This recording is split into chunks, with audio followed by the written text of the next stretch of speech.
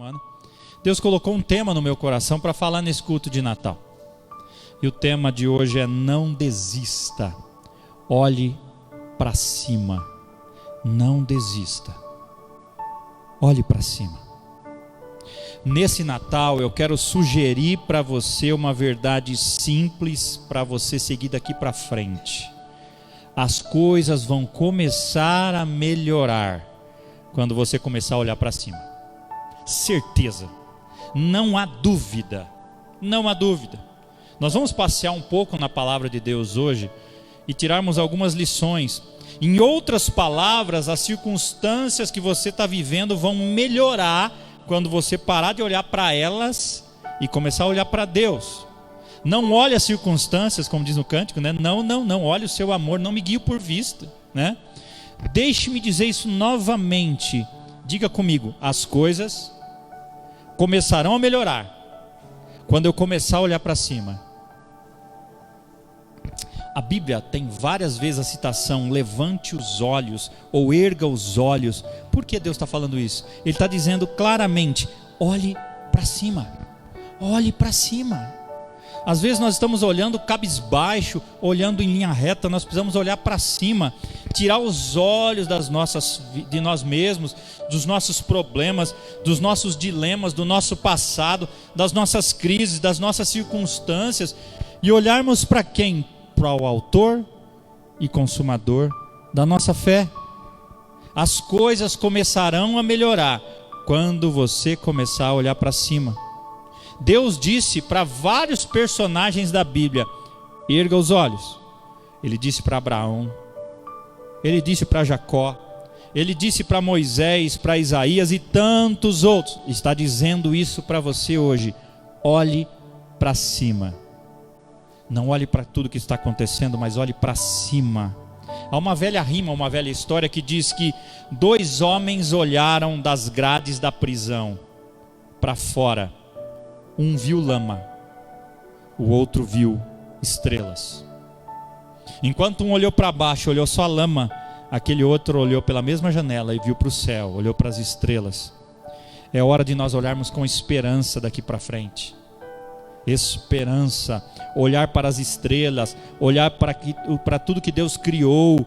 As estrelas que você vê hoje no céu, aquelas mesmas, quando você vê o céu limpo à noite, aquelas mesmas estrelas estavam presenciando há 2000 anos atrás o nascimento de Jesus. Aquelas mesmas estrelas. E eu fiquei pensando nisso. Eu quero que você abra a sua Bíblia no Salmo 8, capítulo 8, Salmo 8, versos 3 a 6. E eu fiquei imaginando Davi, uma certa noite, ele saiu, de repente ele estava pastoreando as ovelhas, e ele então olha para os céus à noite, aquele céu límpido na noite, sem nuvens, bem escuro, e ele olha para as estrelas, e ele escreve esse salmo. Abriu a sua Bíblia aí, Salmo 8, verso 3 a 6. Quando contemplo os teus céus, obra dos teus dedos, a lua e as estrelas que ali firmaste, pergunto: que é o homem para que com ele te importes? E o filho do homem para que com ele te preocupes? Tu fizeste um pouco menor do que os seres celestiais, e o coroaste de glória e de honra. Tu o fizeste dominar sobre as obras das tuas mãos, sobre os teus pés tudo puseste. Quando a gente olha para cima, a gente vê o quão grande é o nosso Deus.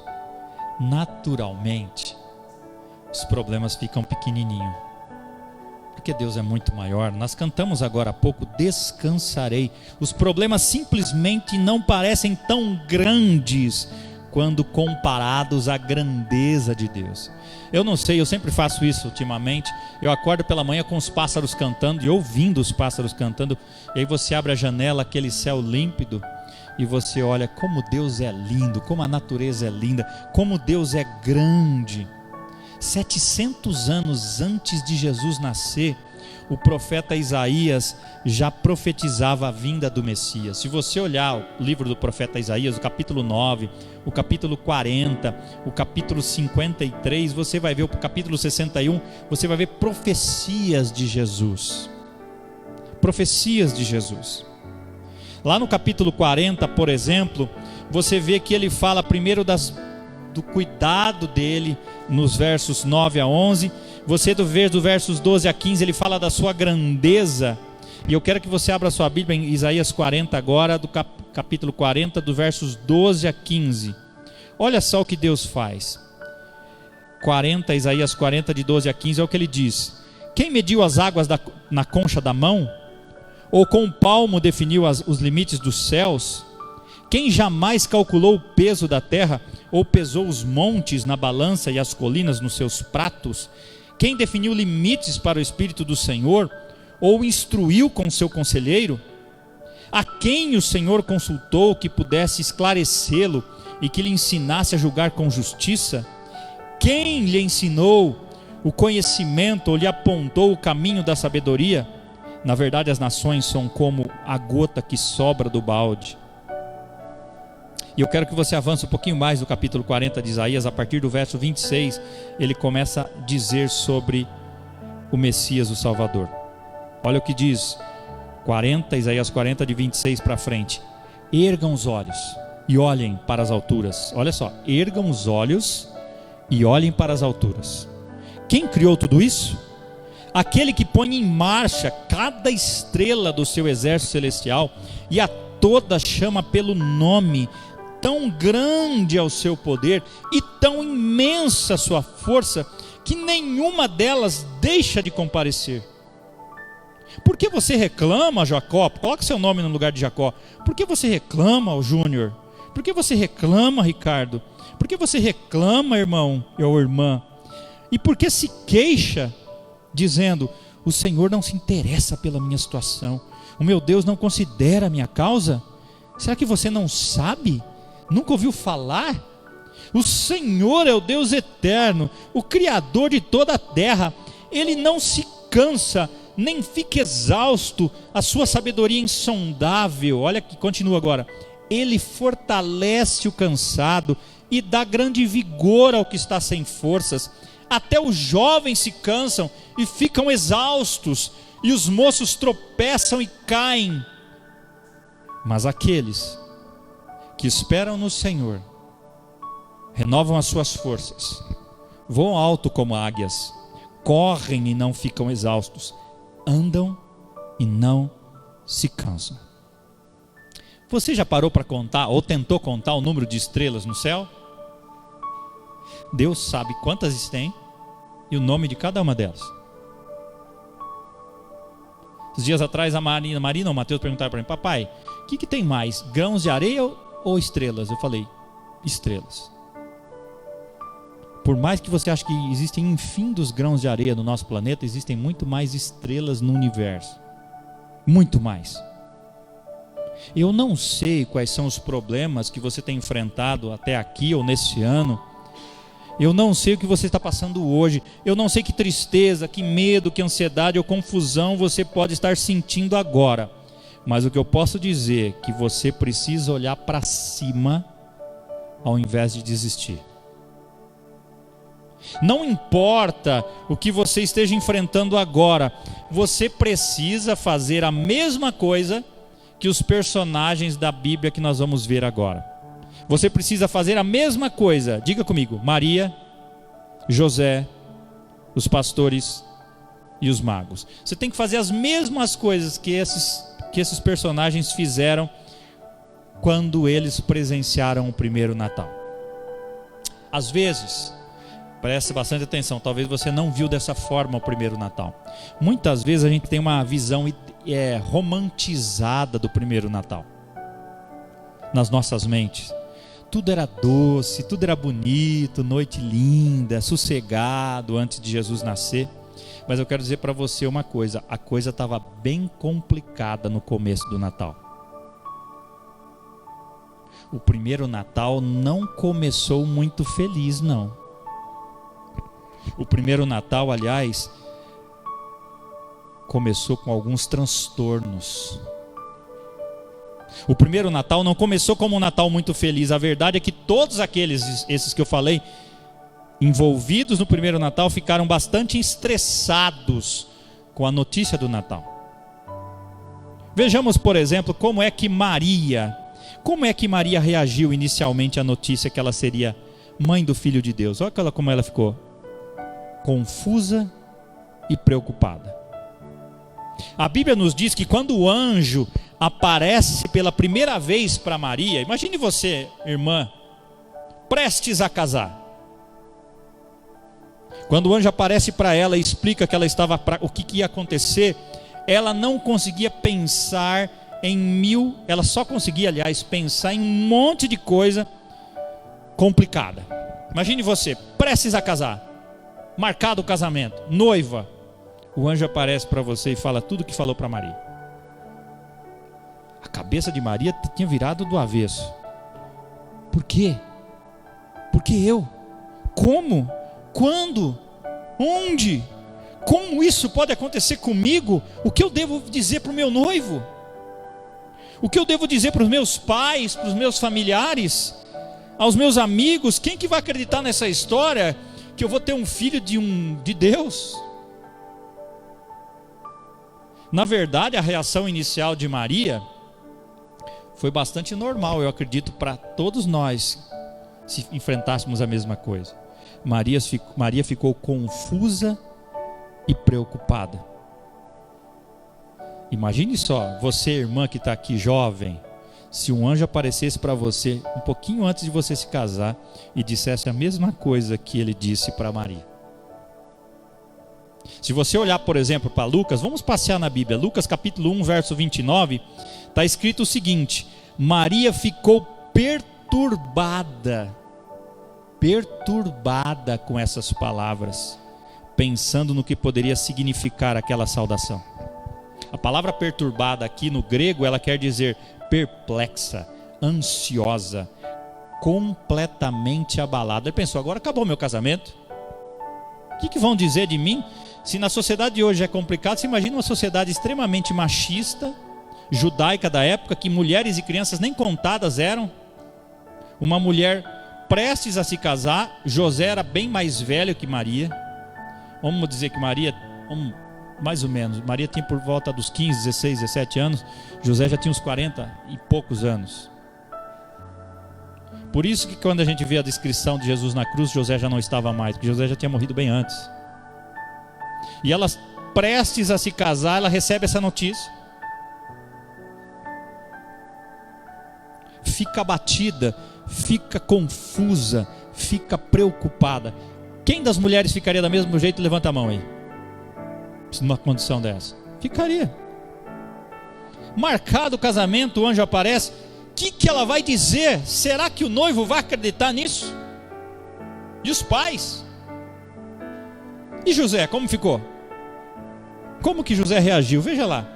José ficou magoado e com o coração partido. Agora você, homem, imagina essa cena. A sua noiva conta essa história para você. A Bíblia nos diz que quando Maria explicou que estava grávida para José, mesmo ela não sendo infiel, que ela ainda era virgem e que Deus era o pai do bebê, qual você acha que foi a reação de José? Normal para cada homem que ouvisse isso. Ele fica magoado e com o coração partido.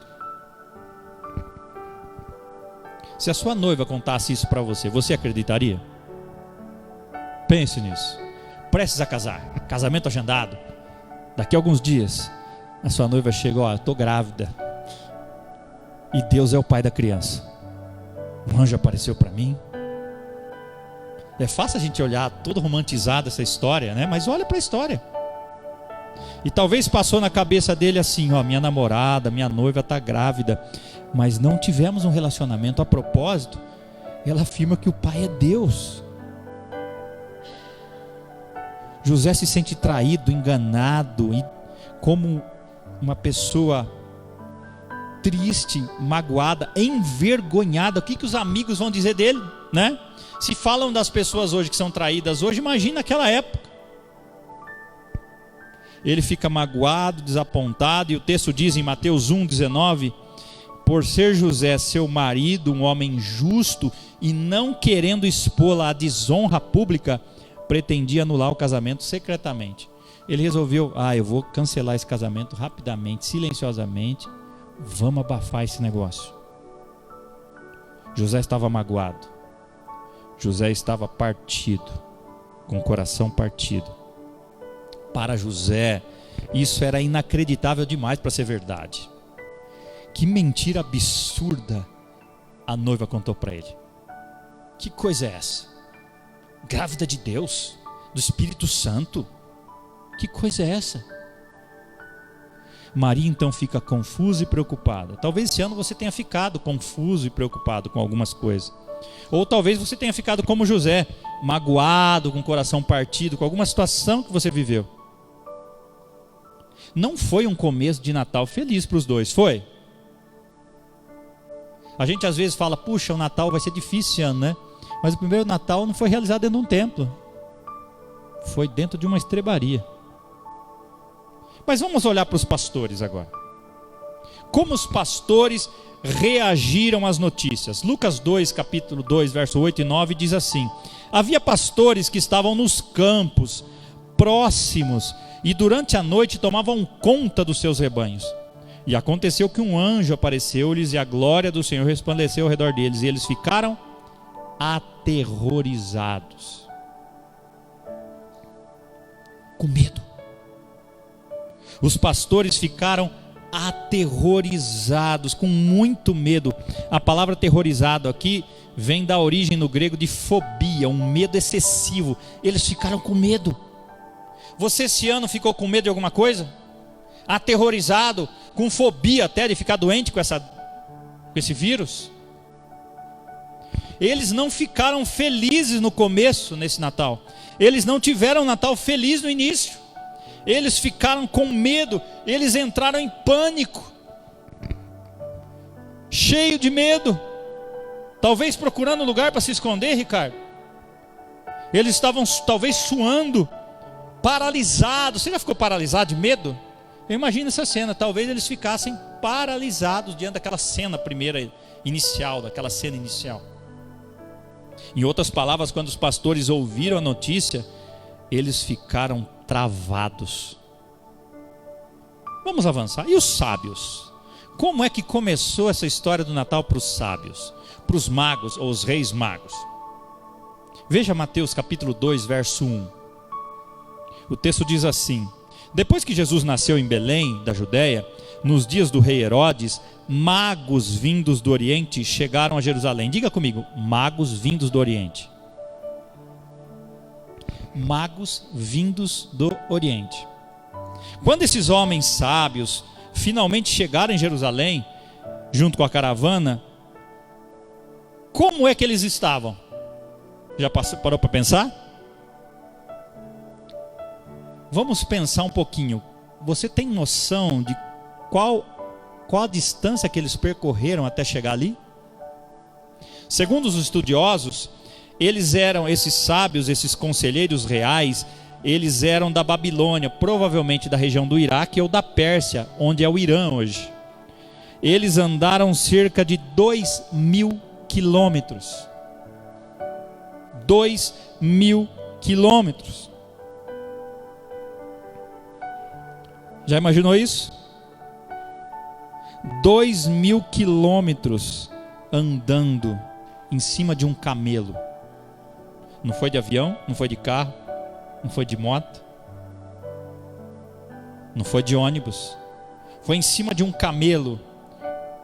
As estradas não eram pavimentadas, passando por vários lugares difíceis, por vários lugares complicados, fronteiras de país, riscos de morte, calor excessivo, região desértica.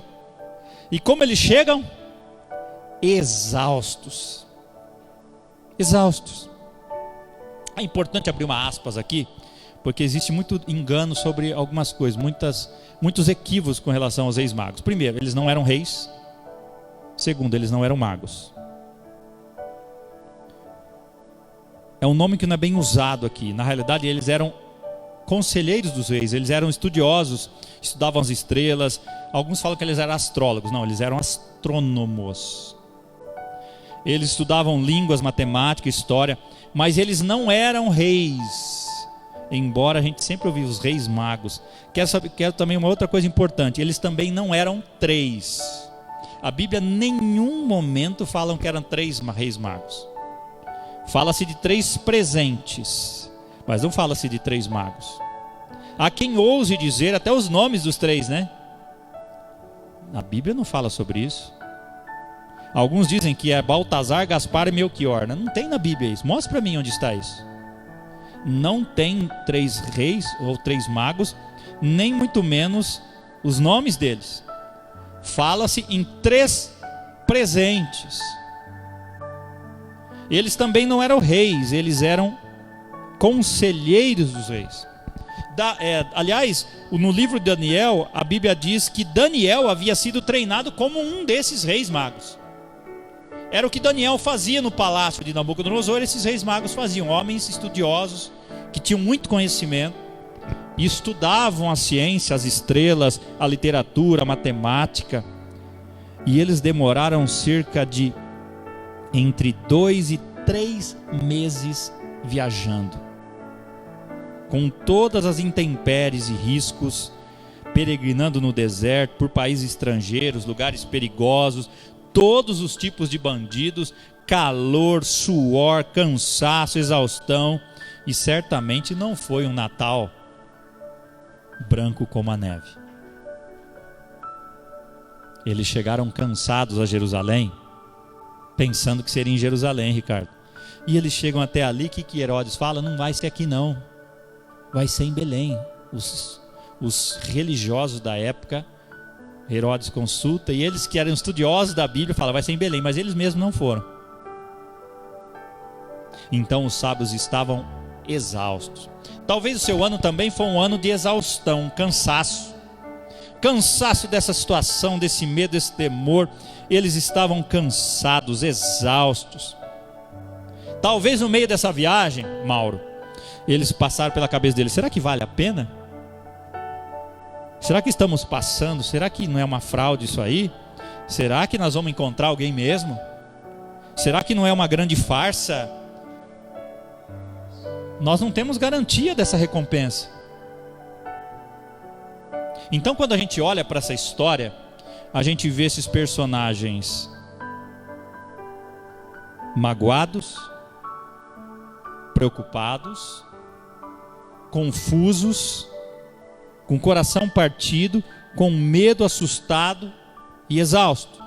Talvez algum desses sentimentos, ou todos eles, você tenha passado ou experimentado esse ano. Você já se sentiu assim? 2000 anos depois, eu creio que muitos de nós estamos nos sentindo dessa forma. No Natal de número 2020, vocês sabem que foi um dos anos mais difíceis e confusos que nós passamos na história recente. Junto com incêndios florestais, vamos pensando aqui o que está acontecendo esse ano todo que passou. Furacões, terremotos, inundações, desastres naturais. Nós testemunhamos, além de tudo isso, uma pandemia. Estamos presenciando isso. Estava falando com o Guilherme agora que os hospitais em Maringá estão lotados. O mundo parou, a economia parou. Os líderes dos governos ficaram sem saber o que fazer. Muito menos a Organização Mundial da Saúde tinha uma opinião formada sobre isso. Falava uma coisa e depois mudava de opinião. Líderes empresariais, esportivos, governamentais, muitos deles tiraram as próprias vidas, outros foram demitidos, empresas fecharam, escândalos sexuais, racismo, abuso sexual de crianças, violência doméstica. Um ano extremamente complicado. Além de tudo, pânico, medo de pegar alguma coisa, né? Aquela neura de lavar tudo que traz para casa. de limpar o pé, de limpar tudo com álcool, de usar máscara, e aquele medo, aquele temor. Além de tudo, cada um de vocês passaram por situações pessoais difíceis, só Deus sabe o que você passou. Perdas, dificuldades, doenças, problemas, talvez financeiros. E o que essa história de Natal tem para dizer para nós? Porque o Natal para essas pessoas começou difícil, não é? Mas não terminou assim. Não terminou. Essa é a chave que eu quero trabalhar com você hoje. Quando esses personagens, essas personagens mudaram o foco, os sentimentos mudaram. Quando eles pararam de olhar para situações e começaram a olhar para cima, as coisas mudaram. Quando você, diga comigo, quando eu olho para cima, as coisas mudam. Veja Maria. Tudo mudou para Maria quando ela se concentrou no quê? Nas promessas de Deus. No início Maria estava focada não estava focada nas promessas de Deus, então ela ficou com medo. Ela estava focada na gravidez não planejada, na posição que ela foi colocada, nas fofocas e rumores que diriam sobre ela e na provável rejeição do marido e da família. Ela estava pensando nisso. O que será que os meus pais vão dizer? O que será que os meus amigos vão dizer? Os planos do casamento foram jogados no lixo. Ela não estava focada em nada além do que os seus problemas. Então, de repente, Maria começa a voltar o seu foco para as promessas de Deus. E eu quero que você faça isso. Ao invés de olhar para as situações, para os problemas, para as lutas, coloque o seu foco nas promessas de Deus. Quando ela fez isso, ela começou a acreditar e a ver que Deus tinha uma ideia maior e melhor para ela. Ela entendeu que ela começou a ver que esse não era o fim da história, mas era o começo de uma história muito maior que Deus havia planejado para todo mundo, da qual ela fazia parte. Abra sua Bíblia em Lucas capítulo 1, versos 37 e 38. Vejamos o que aconteceu para Maria mudar de perspectiva. Ela estava lá medrosa, ansiosa, preocupada, e de repente ela muda. Lucas 1, 37 e 38 diz assim: como você pode ver, para Deus nada é impossível. Já sem se conter, Maria exclamou: agora tudo está claro. Sou serva do Senhor, quero fazer a sua vontade, que aconteça comigo conforme todas essas palavras. Olha o que Maria diz nessa tradução que eu li: agora tudo está claro. Está tudo claro agora. Estava nebuloso, estava luta, estava dificuldade, mas agora ficou muito claro. Eu comecei a olhar as promessas de Deus para a minha vida, o que Ele prometeu, o que Ele disse para mim, ficou muito claro. Ela muda o foco, ela olha para o que Deus estava falando dela. Veja que ela diz: sou serva do Senhor, eu quero fazer a sua vontade, que aconteça comigo conforme todas essas palavras.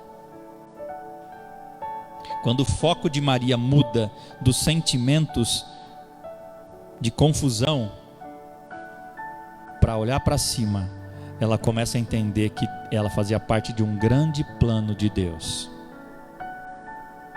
E quando você vê o capítulo 1 de Lucas, nós não vamos ler agora, você vai ver que ela faz uma oração incrível de ação de graças. Aliás, nós cantamos na igreja: minha alma engrandece ao Senhor, meu espírito se alegra em Deus, meu Salvador, pois com poder tem feito grandes coisas e com misericórdia demonstrado amor. Maria então entende. Se você vê a oração de Maria, você percebe que ela cita várias passagens da Bíblia, porque ela conhecia as Escrituras. No capítulo 1, verso 48 de Lucas, ela diz assim, numa tradução contemporânea: Deus decidiu olhar para mim. E veja o que aconteceu. A mulher mais feliz da terra sou eu. O que Deus me fez nunca será esquecido. Você percebe a mudança? Maria lá no início com medo, o que vão dizer? E de repente ela diz: agora eu entendi, eu sou a mulher mais feliz do mundo. O que Deus fez comigo e através de mim nunca será esquecido. Mudança de atitude. Ela sai da confusão para a celebração. E vamos olhar para José agora. Tudo muda para José quando ele muda o foco. Olha só, tudo mudou para José quando ele se concentrou no plano de Deus. José estava magoado, com o coração partido. Ele ficou com o coração machucado, porque ele estava se concentrando nos seus sentimentos de traição. Ele estava concentrado na vergonha que aquilo havia trazido para ele. Ele não conseguia ver nenhuma outra solução a não ser cancelar o seu casamento.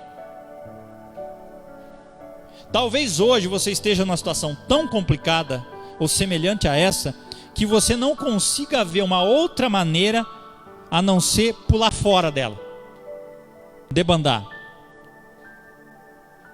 Mas os planos de José mudam de repente, drasticamente, quando o foco dele muda. Veja Mateus capítulo 1, verso 20 e 21. Mateus 1, 20 e 21. Mas depois de ter pensado nisso, apareceu-lhe um anjo do Senhor em sonho e disse: José, filho de Davi, não tema receber Maria como sua esposa, pois o que nela foi gerado procede do Espírito Santo. Ela dará à luz um filho, e você deverá dar-lhe o nome de Jesus, porque ele salvará o seu povo dos seus pecados. Quando ele ouve essa notícia, ele olha para cima e vê o anjo, ele muda o foco. O anjo muda. Deus usa o anjo, e José então olha para cima e vê aquela palavra. Ele começa a olhar para o plano de Deus. Talvez você esteja como José hoje, e Deus está falando: olhe para cima, mude o foco, olhe para o meu plano, que é bem maior e melhor. Eu aqui sei que pensamentos têm a vosso respeito. Os meus pensamentos são maiores do que os seus pensamentos. Deus tem coisas melhores, o plano dele é muito maior e melhor. Talvez os seus planos frustraram esse ano, mas Deus tem um plano muito maior. Olhe para o plano de Deus para a sua vida, creia no que Ele tem é melhor do que você sonhou. Mas olhemos para os pastores. Tudo mudou para os pastores quando eles olharam para cima. Naquela mesma noite, nós notamos que os pastores só estavam focados em proteger as ovelhas. Aliás, era a função dos pastores, proteger as ovelhas. Eles não estavam em algum hotel naquela noite, eles estavam no meio do campo cuidando das ovelhas. Mas o anjo então dá um show de luzes e fica tudo claro, e eles ficam com medo. No entanto, eles se acalmam quando eles ouvem o que o anjo diz. Veja Lucas 2, 10 ao 14. Olha o que o texto diz: mas o anjo lhes disse, Deus está dizendo isso para você também: não tenham medo, estou lhes trazendo boas novas de grande alegria, que são para todo o povo. Hoje na cidade de Davi lhes nasceu o Salvador, que é Cristo Senhor. Isto lhes será de sinal: encontrarão um bebê envolto em panos e deitado numa manjedoura. Olha como continua: de repente, uma grande multidão do exército celestial apareceu com um anjo, louvando a Deus e dizendo: glória a Deus nas alturas e paz na terra aos homens aos quais Ele concede o seu favor. Os pastores passam do medo para a celebração, para a alegria, para o júbilo. Quando os anjos os deixaram e foram para os céus, os pastores disseram uns para os outros: vamos para Belém e vejamos o que aconteceu e o que o Senhor nos deu a conhecer. E o texto continua: então eles correram para lá e encontraram Maria José e o bebê deitado na manjedoura. Depois de os verem, contaram a todos que fora dito a respeito daquele menino. E todos que ouviram os que os pastores diziam ficaram admirados. De medo eles passam a ser pregadores ousados, corajosos. Eles não fogem da cena, eles vão atrás de Jesus, porque eles começam a olhar para cima. Depois de verem o bebê, eles contaram a todos. Os pastores voltaram, a Bíblia diz, registra no capítulo 2, verso 20 de Lucas, os pastores voltaram glorificando e louvando a Deus, como lhes foi, sobre tudo que Deus tinha feito. Vamos terminar com os sábios. Eu quero concluir com os sábios. Interessante que de todos esses das cenas, os únicos que eram de outros países eram os sábios, de outra fé, de outra crença. Tudo mudou para os sábios quando eles conheceram a Jesus. Os sábios, desde o início, Ricardo, irmãos, eles sempre olharam para cima, porque eles estavam sendo guiados para uma estrela. Se eles não estivessem olhando para cima, eles nunca teriam chegado até o lugar onde eles chegaram. Mas aquela estrela os levou para Jerusalém, a um encontro com o rei, e os religiosos da época disseram que não seria em Jerusalém, mas seria em Belém. Mateus 2, versos 9 e 10 diz assim: depois de ouvirem o rei, eles seguiram o seu caminho, e a estrela que tinham visto no oriente foi adiante deles, até que finalmente parou sobre o lugar onde estava o menino. Quando tornaram a ver a estrela, encheram-se de júbilo. Veja Mateus capítulo 2, verso 11. Ao entrarem na casa, viram o menino com Maria, sua mãe, e, o que está dizendo aqui? Prostrando-se, o adoraram. Então abriram os seus tesouros e lhes deram presentes: ouro, incenso e mirra. Eu não tenho tempo hoje para falar sobre cada um desses presentes que tem um significado específico sobre a obra de Jesus. Mas agora eu quero apontar para você uma coisa muito importante. Todo o cansaço, toda a exaustão daquela viagem dos magos foi recompensada quando eles viram Jesus. Todo o cansaço, toda a exaustão deste ano, meu irmão, minha irmã, será recompensada quando você olhar para Deus, olhar para cima. Você realmente conheceu a Jesus? Você realmente sabe sobre Jesus ou conhece Jesus de verdade? Eu quero terminar com isso. Se você não tem certeza disso, ou se você quer reafirmar isto, essa fé em Cristo e em Jesus, eu quero desafiar você a tomar 4 atitudes que os sábios tomaram. Olhe para o que os sábios fizeram.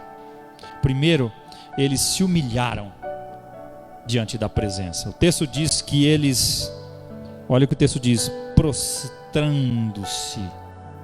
Aqueles reis magos, aqueles sábios, inteligentes, riquíssimos, viajaram 2.000 quilômetros e chegaram num lugar extremamente simples, com um bebê extremamente simples, uma cena extremamente simples, e eles chegam diante daquela cena e se prostra diante daquele bebê. Deus quer que você se humilhe diante da presença dele, você se curve, que você perca todo o senso de ego, de arrogância, de narcisismo, de egoísmo. Essa cena do Natal, essa atitude dos sábios nos mostram o que de fato nós precisamos fazer. Homens cultos, sábios, inteligentes, riquíssimos, de repente eles chegam diante de Deus e eles se humilham diante de um bebê, não era nem diante de Jesus homem. Deus espera que você, nesse final de ano e no ano daqui para frente, você sempre esteja prostrado diante dele.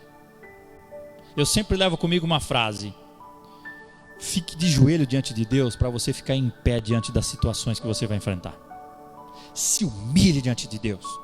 Mas veja mais, eles, além de se humilhar diante da presença de Jesus, eles expressaram a sua gratidão e o seu amor. O texto diz que eles, olha só, eles prostrando-se o adoraram. Adoraram a Deus.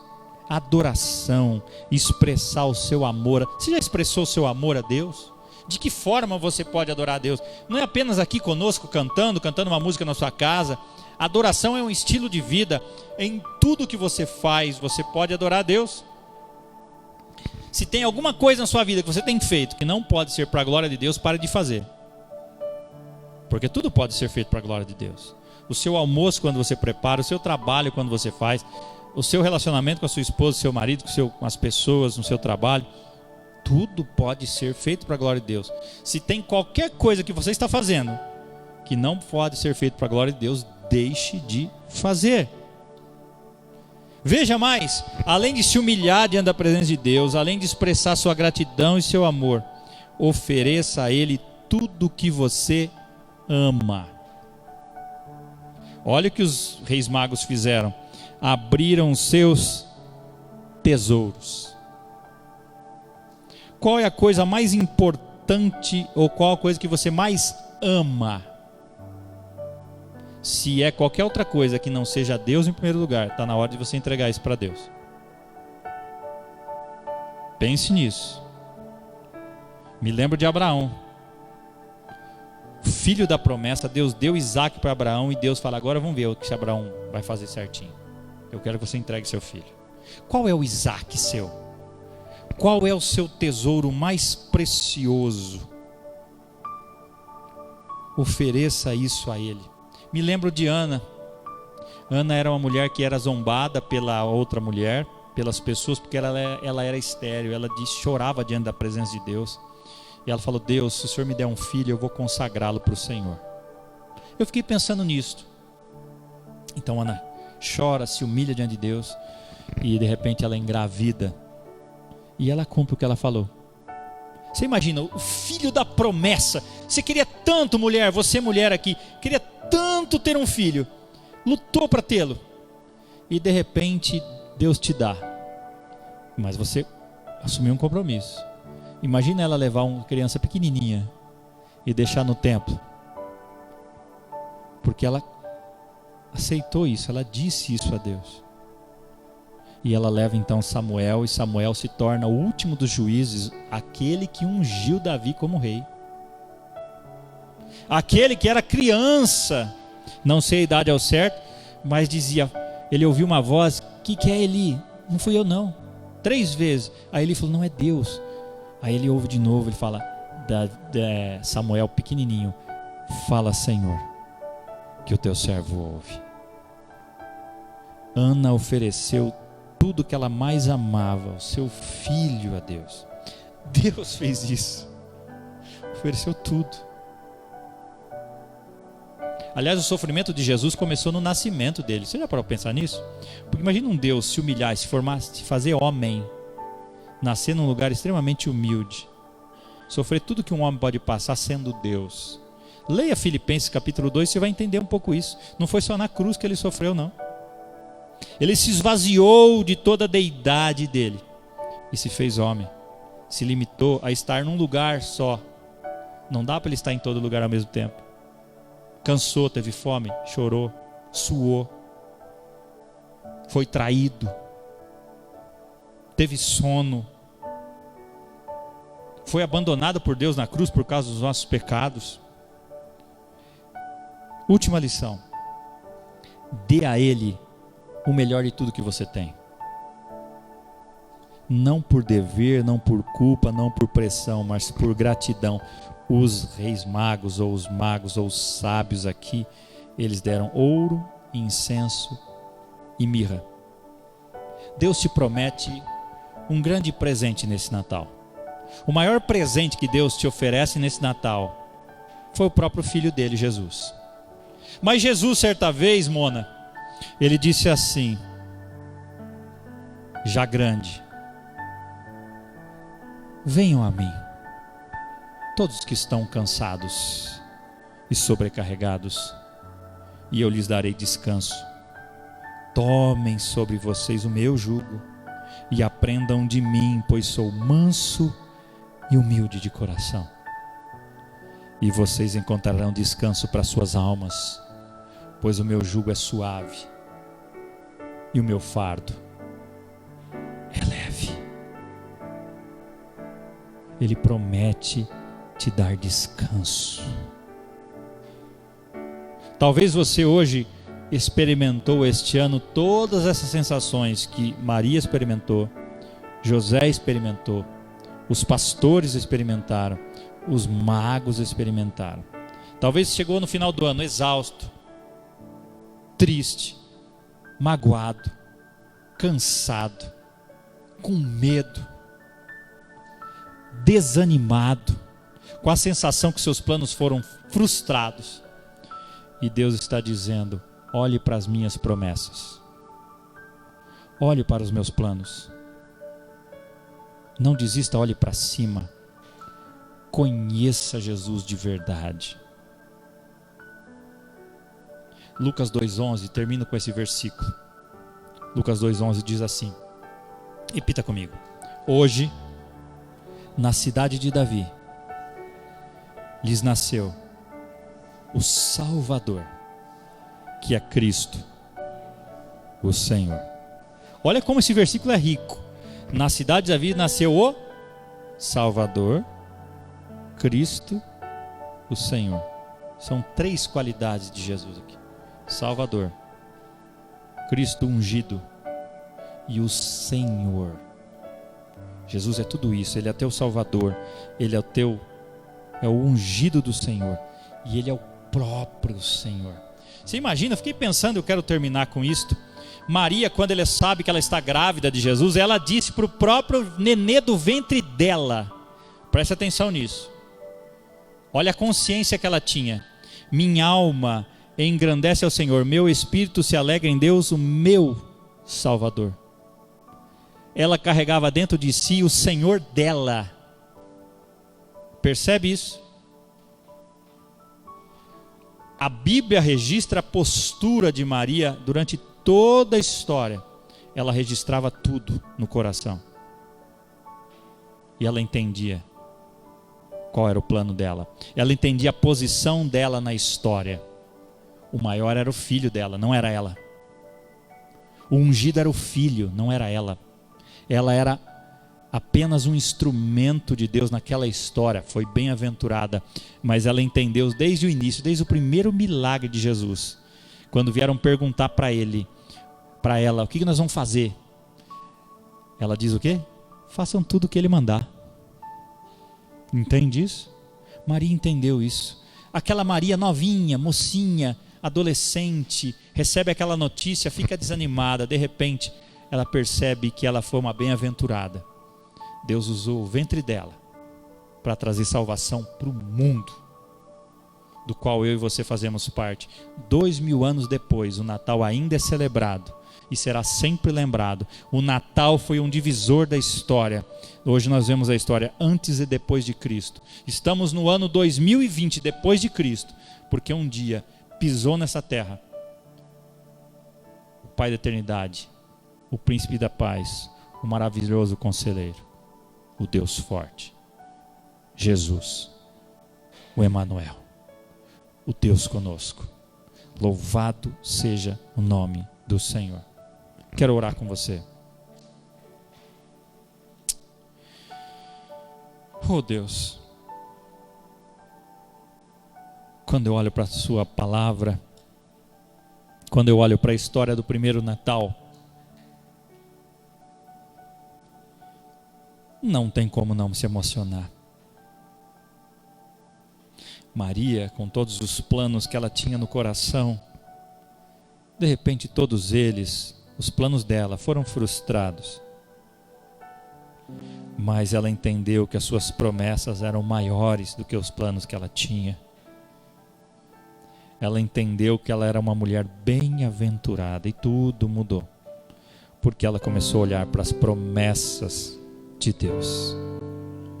Quando nós olhamos para José, Senhor, vemos que da mesma forma ele ficou com o sentimento de ser traído, mas depois que ele olha para cima e o anjo aparece para ele, ele entende que os planos de Deus eram maiores que os dele, e ele compreende tudo aquilo. Quando olhamos para os pastores cuidando das suas próprias ovelhas, vem aquela cena, ficam num primeiro momento atemorizados, mas depois eles entendem que o próprio Filho de Deus havia nascido naquele lugar, bem próximo, e eles jubilosos vão em direção àquele lugar, e depois de ver toda aquela cena, eles começam a espalhar a tua palavra, ou espalhar a notícia do nascimento do Salvador. E quando nós vemos aqueles magos, Senhor, cansados, exaustos por dias e meses viajando, de repente eles encontram aquela cena, aquele bebê simples, eles se prostram, eles adoram, eles abrem os seus tesouros e dão o melhor que eles tinham para aquele Senhor, para o Senhor deles. A vida daqueles homens nunca mais foi a mesma, como a minha vida nunca mais foi a mesma, depois que um dia eu reconheci que aquele Jesus que nasceu como criança, naquele lugar tão simples, humilde, mudou a minha vida, deixou a sua marca nesse lugar, dividiu a história, morreu numa cruz por mim e por cada uma dessas pessoas. Ó Pai, se alguém aqui hoje, Senhor, está medroso, atemorizado, tenso, preocupado, cansado, frustrado, com sensação de ter sido traído, exausto, com pânico, talvez os mesmos sentimentos daqueles do Natal, do primeiro Natal, que todos nós, Senhor, possamos mudar o foco, que a gente jamais desista, mas que a gente olhe sempre para cima, em nome de Jesus.